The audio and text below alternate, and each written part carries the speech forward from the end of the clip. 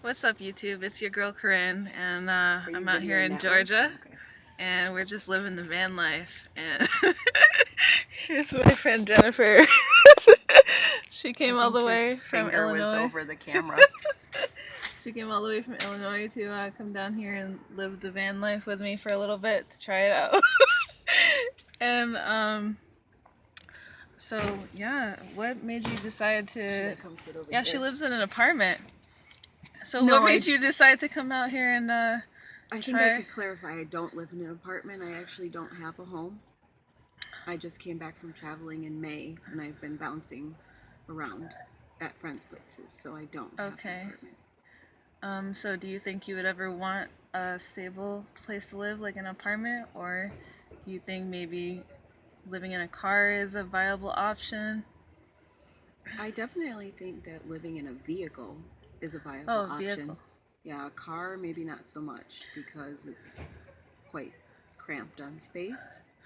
Okay, so this is what you've been staying in for the past few days. Do you think that's pretty cramped? Yes. But maybe something along the sides of this would be better? Yeah, I definitely think the open concept of a van is just more doable. You have more space because you spend time in your car. So if it's raining, you have to be in your car, and I just have seats. So Okay, so it's really, not too comfortable, kind of a challenge. yeah. But grateful to have a vehicle. Okay. Um, so like, what have you been eating? How do you go to the bathroom and stuff like that? Like, you have no refrigeration? No. Yeah, so no refrigeration. For me, I guess maybe I just have different standards for keeping food safe. Um, Okay. So, yeah, things that need to be refrigerated, I probably am not going to do because there isn't. But yeah, just the camp stove is nice because you can buy things that need to be warmed up and cooked. So the Okay. camp stove works really well. Um, I've been eating pretty close to my normal diet because you can just go into the grocery and buy what you want if it's refrigerated, like yogurt. I eat yogurt almost every Oh, morning, yum. so I buy Salty. that. And so you don't have to worry about things spoiling because Right, you just eat it just go and buy it immediately. and eat it. Yeah. Okay. Can I show them what your car looks like on the inside? Looks pretty organized in here. So do you have anything like in the car to get some privacy? Any curtains to hang up? No, I've been using my shawl, my sarong. Okay. I'm not very modest, so just, changing pants and changing a shirt, I don't really think most people are paying attention. So just in changing your shirt, the 2 seconds it takes, I'm not that concerned. Okay. So you don't have any privacy concerns. Not really. Um, have what's your challenge? What's your difficulty? Is it just being cramped? I think it's the boredom. The boredom. Just keeping myself busy when there's really no, people. I don't really watch TV anyway, but Yeah. your days are quite long. Yeah, it does get boring. That's why we're sitting out here in front of the Barnes and Noble to get our Wi-Fi on. And yeah, so that's the first timer's perspective on the van life, folks. One more question about the van life. What's your favorite place to park at night? Anywhere that they're not going to ask you to move in the middle of the night. So I don't really Yeah, care. we experienced that a couple times. Yeah.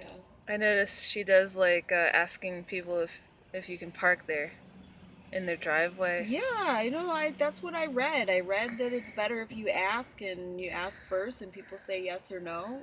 I'm not familiar exactly with the parking lots and shopping centers, but that's what I heard. You're supposed to ask. Other than places that everybody knows about, Walmart, truck stops.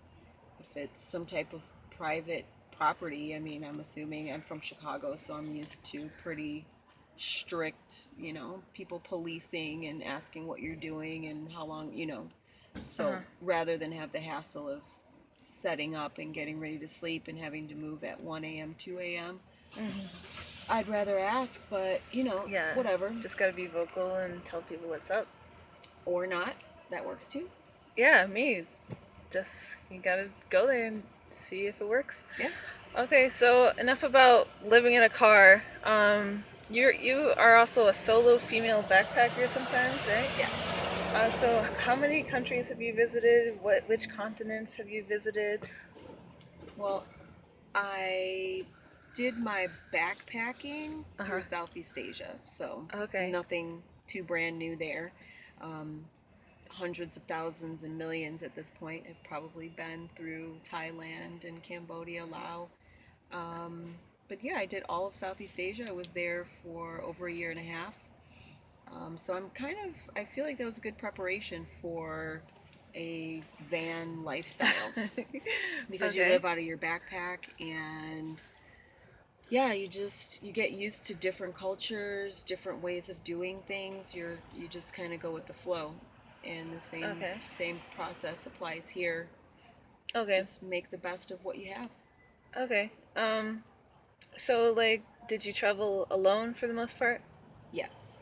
So Um. you always meet up with people when you're in a location because, especially like Southeast Asia, there's just hundreds of other backpackers, and you make fast friends. And if you're going in the same direction, they're more than willing and happy to have people tag along. But when it's time to go and you're ready to go in a different direction, you part ways and try and stay friends on Facebook.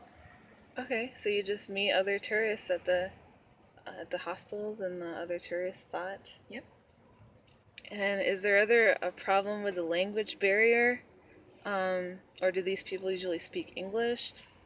Yeah, I found that generally everyone speaks English. It's kind of the international language, whether you're French, Uzbekistani, Chinese, from Wow, Uruguay, really? So even in everybody's, Thailand, yeah. you won't have much of a problem.